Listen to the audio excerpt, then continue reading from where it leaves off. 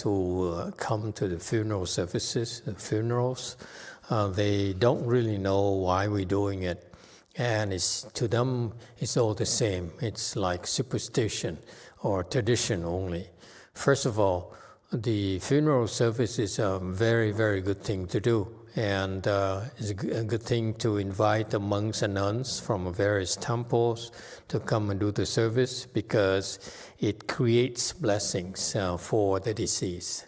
And that's a last chance for the family and friends to contribute. Okay, so let me go through why we do certain things.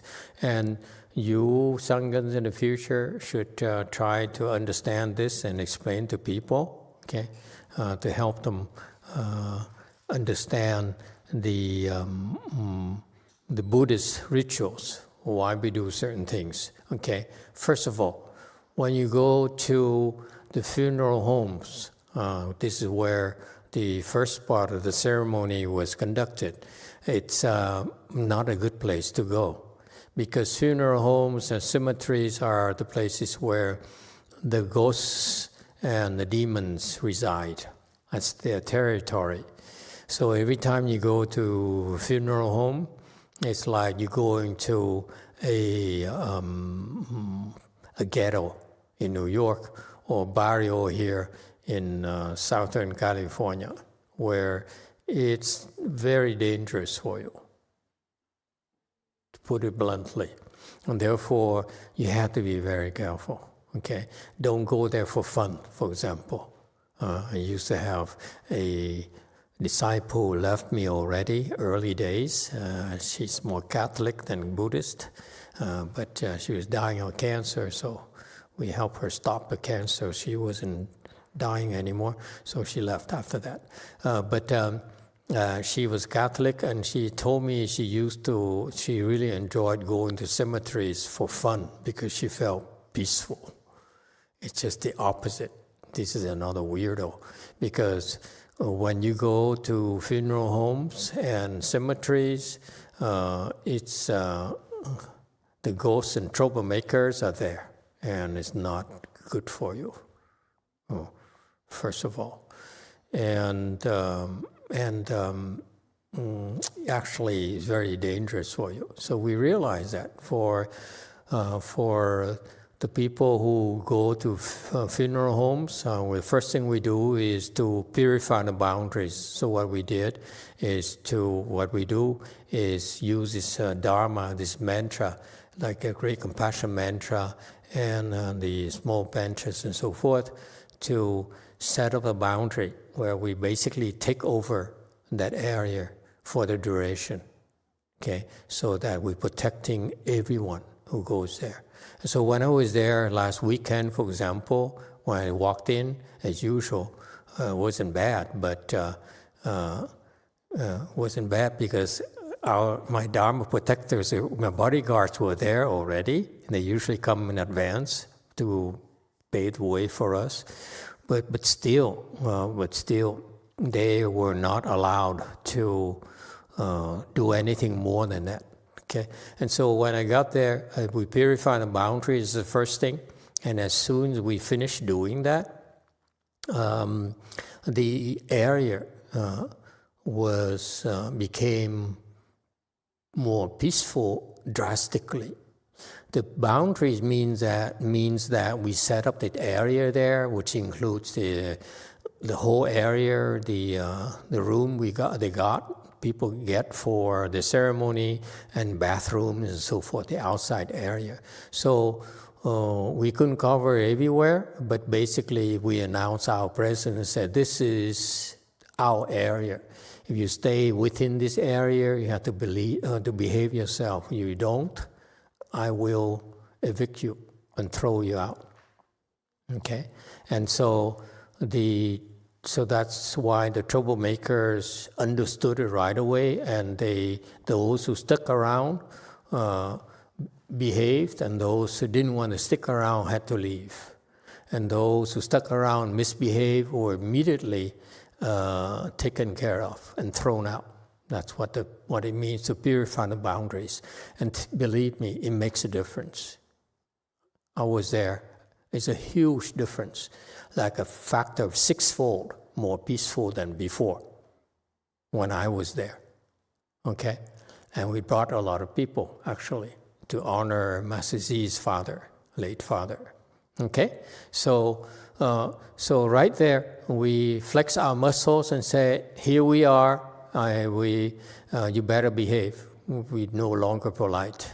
So it's hard work for us, trust me. It's not a casual thing for us at all, because we're responsible for your safety. Okay? Next, we started a ceremony. This is for the deceased. So on behalf of the deceased, we did the incense praise like we did this morning here. So we offer incense on behalf of the deceased, okay, to all Buddhas, okay? And then we recite the Amitabla Sutra and the Amitabla praise and recite the Buddha's name. What for? This is to basically convince the deceased to go to the Pureland. So this is when the guests and the family and so forth and us, we get there and we need to concentrate to convince the deceased to go, because we can't force them to go at all. So they need to be convinced it's a good thing for them. All right? So that's why we're doing this. And we recite Buddha's name for the deceased. And after that, we pay respect to the Buddha on behalf of the deceased, and then we assume that that he or she is willing to go. Okay, so the next part of the ceremony is kind of emotional. The family representatives will get up there and offer tea. And it's like 1 cup of tea for the road kind of message. Okay. And after that, we transfer the merit and virtue to all living beings. All right? So this first part here is for the deceased. So far, so good? Okay, that's why we're there. We're there to, first of all, provide protection for everyone, and then convince the dead to go to the Pure Land, because it's the best place possible for him or her, or including cats and dogs and anything, all living beings. All right? And after that, then we this portion here is basically now we use the opportunity to benefit the beings there.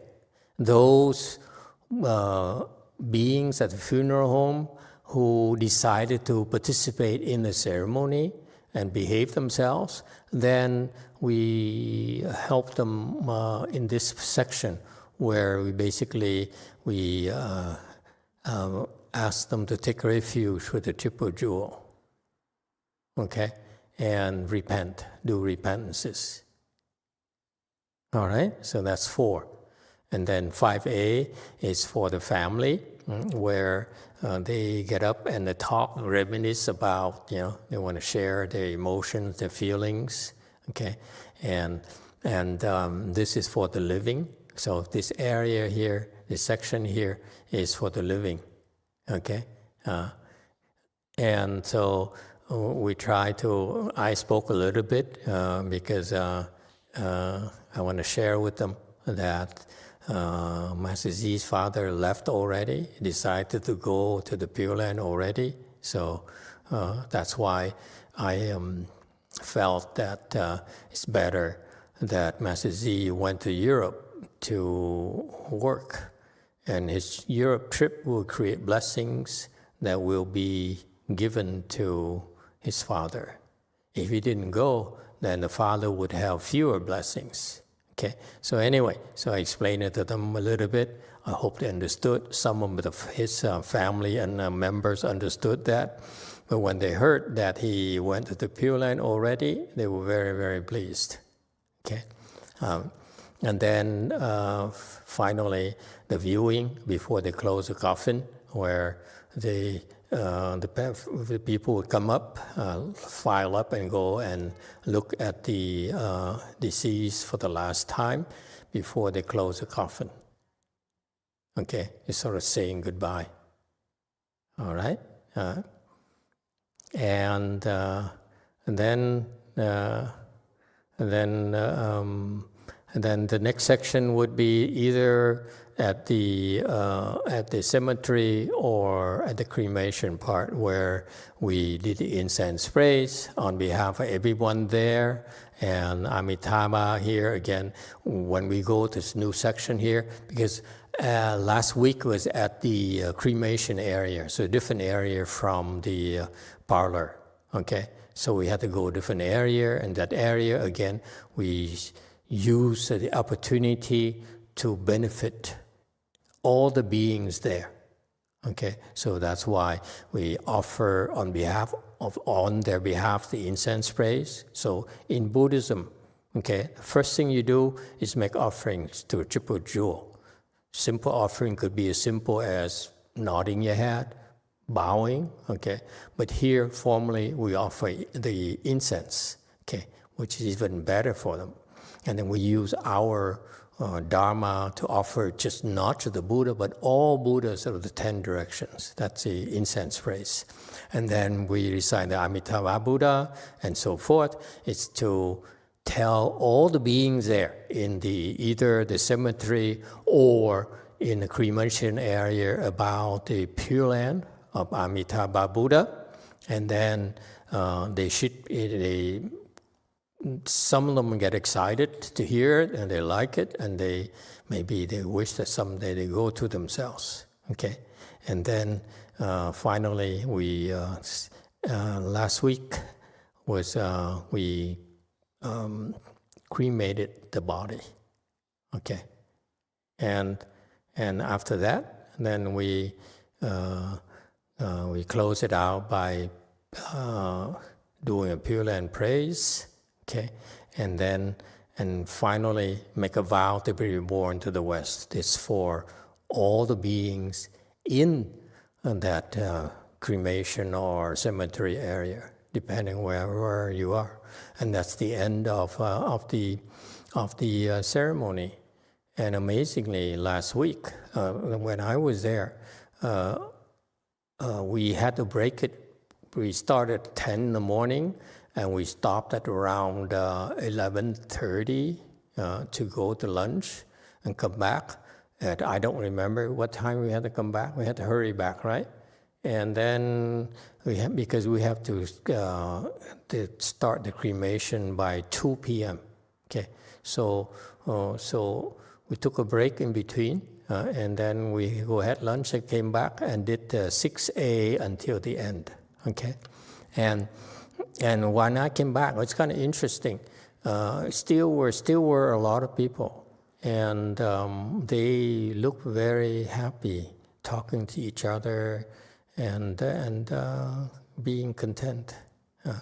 All right. So I was impressed that a lot of people stuck around. Usually, people would leave; they don't go to the cemetery or the cremation. Okay, and so. Clearly, the Mist of All has a lot of good friends and relatives. Yes, sir. Chu has a question. Thank you, Master. Thank you so much for this very detailed and articulate explanation of the ceremony and the process. I've never seen it described this way before, and I really appreciate it. Because it's so detailed, about 6C, the cremation, the burial cremation step. So the Sanghans are still on the location, and the Dharma protector boundary is still in place as the body is cremated or buried. Is that correct? No. Okay. Because it's a different location already. Yeah. Okay, so now we go to a different location. Suppose it's a cemetery, then we have a small issue. Cemetery is even worse than the funeral homes. By the way, the last thing I would recommend you to do is have a career at a cemetery or funeral homes. It's not a good thing. Okay. Come on, go. Okay. So, but sometimes you can't help it. It's not a good profession. But anyway, so it's so perceptive of you when doing the boundaries is only for at the funeral homes, and then after that it's a different thing. So we shortened it, and because we didn't want to do the purifying the boundaries again. So what I typically do is to do a invisible version of it, no ceremony, but we basically, when I go, I take over as well to avoid problems. Okay, so basically in the afternoon, I didn't know where the cremation area was, so as soon as I walked into that, basically I took over. Okay, so everyone is safe. Good point. And when you go to cemetery, it's the same problem. It's a worse problem in the sense that you have to cross the cemetery to the burial area, so a little bit more difficult. Okay, but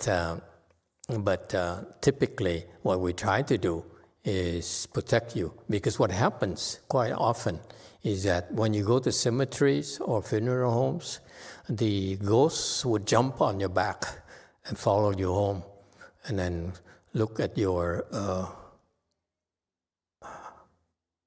grandchildren. They love children, especially cute ones.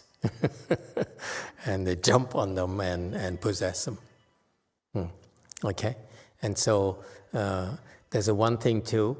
This is why you monks and nuns have put so much emphasis on helping you develop samadhi power, because that's when it matters. This is when you are able to help protect them, because you can no longer talk. You can't reason with these ghosts and demons at the funeral homes and cemeteries. It's their world.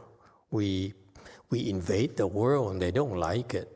So that's why basically we have to use brute force. There's no negotiating with them. Okay. Every time I go to the cemetery, they just stick around, stand around, they ignore us. I said, what are you doing here?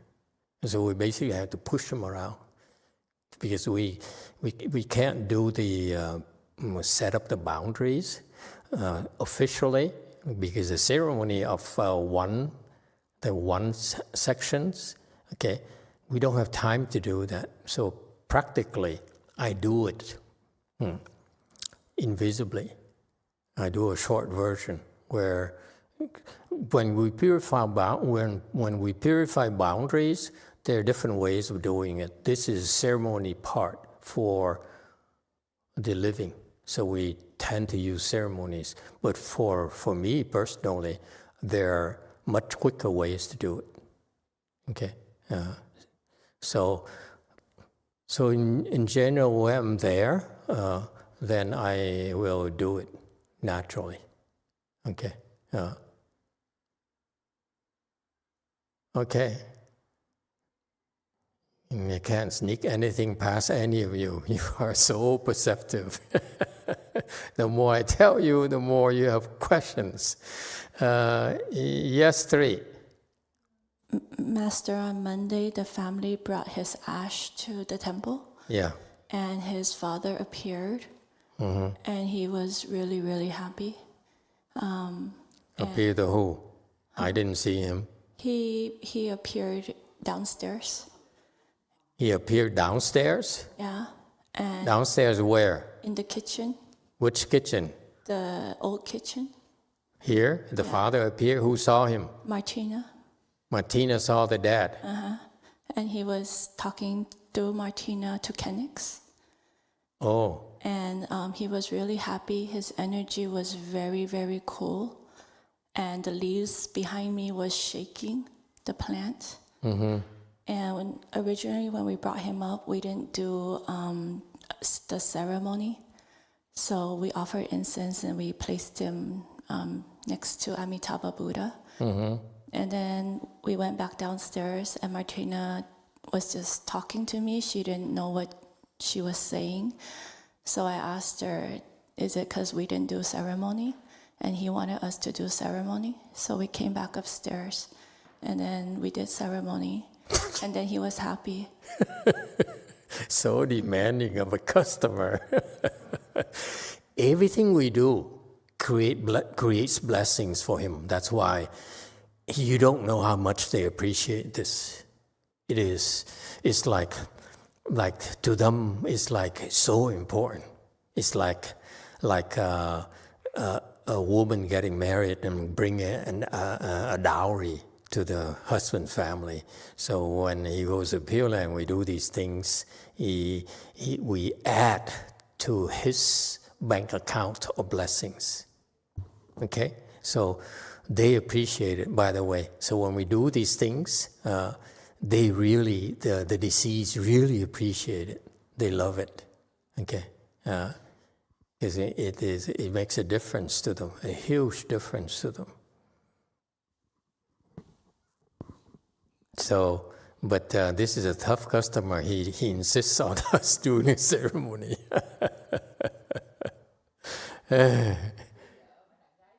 Yeah. So Kenix asked him, did you meet Grandma? And he said, no, he's still looking around. The place is so big. I told you. PLI is even bigger than United States. Anyway, never mind. Yeah, one.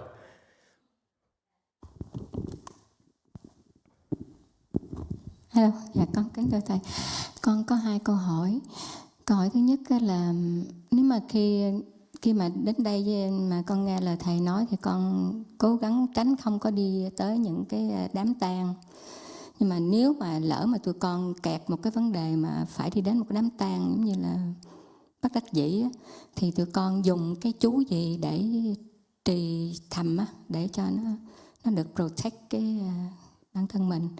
Đó là câu hỏi thứ nhất. Cái câu hỏi thứ hai á, là con thấy nhiều người Việt Nam á, khi mà vào đám lễ mấy sư cô mấy thầy lúc mà chăm trà đó thì hay nói những cái điều mà quyến luyến á, làm cho tất cả những người thân nơi đó khóc lóc nhiều á, thì như vậy có được hay không, có đúng hay không? Dạ. Okay. Translation. Hello, Master. I have a few questions. Question number 1 is when you go and wherever I go and I listen to you, so I don't go to funeral services, but in the case that we cannot avoid it and we have to go to those places, is there a mantra that we can recite inside to help protect us? And the second question is, I see that within the Vietnamese community during these ceremonies, when we have the tea offering portion, they would always say things that cause feelings of lingering and create instances where the guests would cry. Is that a good thing? Okay, good questions. Number 1, when you go with other people, I don't think you can help yourself at all, because I'm looking at you personally. They're very strong.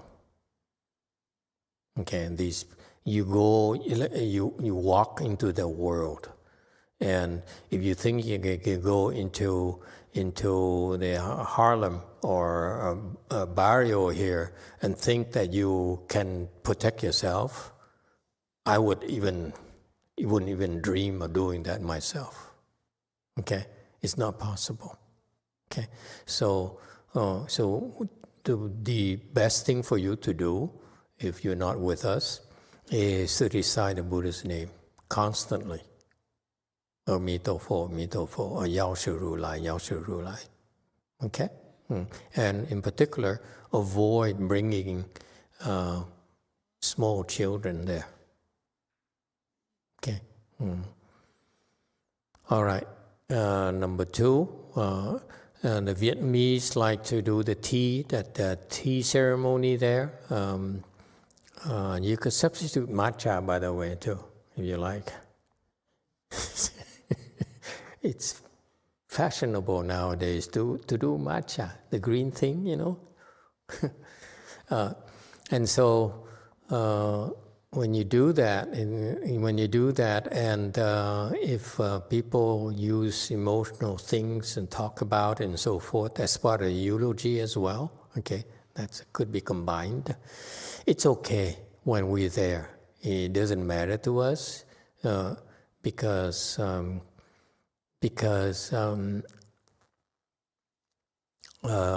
as far as I'm concerned, I would do my best to convince the deceased to go. Okay? We're here on a recruiting mission. We want to add more population to BLI Nation and Pureland. So we have means to persuade them to go. Okay. However, if this is a bad idea for the other temples, because if you get emotional, the deceased is more likely to stick around than going. Okay, so it's not advisable to get emotional. It's better to hold it. We used to, by the way, when we first started doing this, I used to ask the families to not get emotional at all until I feel that they're gone already. We used to do that. But now, after close to 20 years of doing this, we're pretty sure that if I'm determined to bring them there, make them immigrate to the Pureland, then it's pretty safe. They are no longer affected by the family, except for a few cases. Okay. In some cases, for example, if the deceased is very attached, very emotionally attached, let's say to the grandson, okay, or grandchildren and so forth, it makes it a little bit more difficult. But we have means to deal with it. Okay, so I can be unpleasant if necessary, to put it bluntly. Okay. And so we're not worried about it. But usually during this next section here, this 2A, 2B, 2C here, this is very powerful. And usually it's so powerful that they're sold this time here. They tend very helpful, okay, for them. And plus we do it every single day as well. So we've been working on this project for a while, and therefore we have momentum already. So we're not horribly worried. But for the Vietnamese temples, the Chinese temples, and Korean temples, they do it once a week, or even more. It's better to avoid getting emotional at all. Okay, it's a rule of thumb. Don't get emotional. Okay. It's a rule of thumb for the rest of you out there is avoid getting emotional for 49 days. It's a safe time period, okay, so that they have a chance. Okay, because if the deceased refuses to go, I can't force him. That's why we have persuasive means to make them go, to convince them to go, because they have to step They have to decide to go themselves. Okay? So there's some hard nuts, some cases where they're not even Buddhists.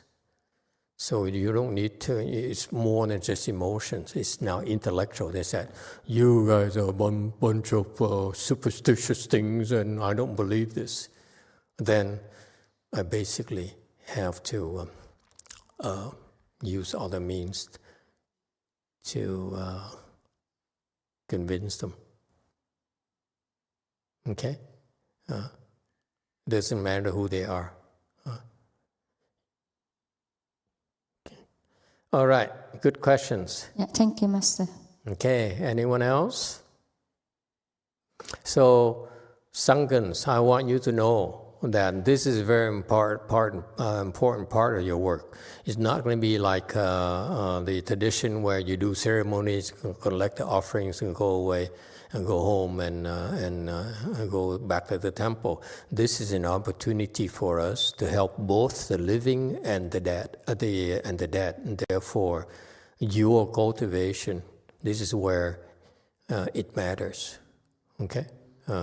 And by the way, for in our world, this is where most temples depend on this kind of services.